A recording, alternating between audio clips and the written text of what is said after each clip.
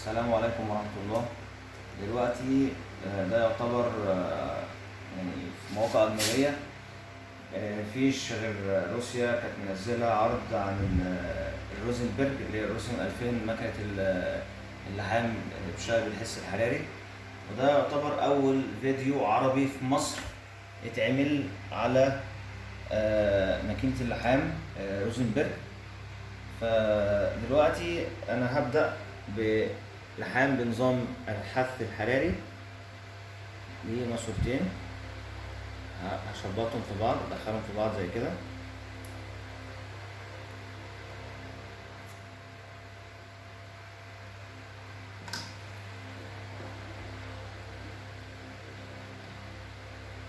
ده يعتبر اول فيديو في مصر لمكنة لحام روزنبرج. مفيش اي مصري عامل الشغل ده. انا طبعا عملت تشيك على جميع المواقع على اليوتيوب، ما لقيتش ولا فيديو معمول لمكنة اللحام اللي هي روزنبرج. دلوقتي انا هبدأ نظام اللحام. فاللي يقول ده يا جماعة ده مش أسدير، ده لحام، ده مستوى لحام من الدرجة الأولى. تمام. دلوقتي هبدأ اللحام. بسم الله.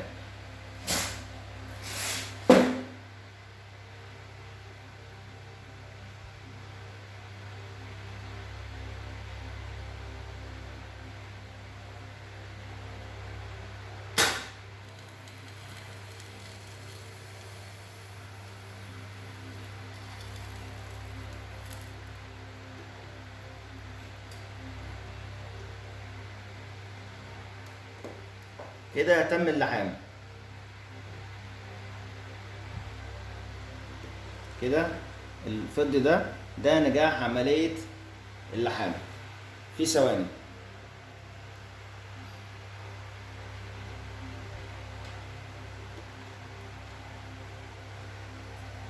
طبعا ده سيفتي 100%.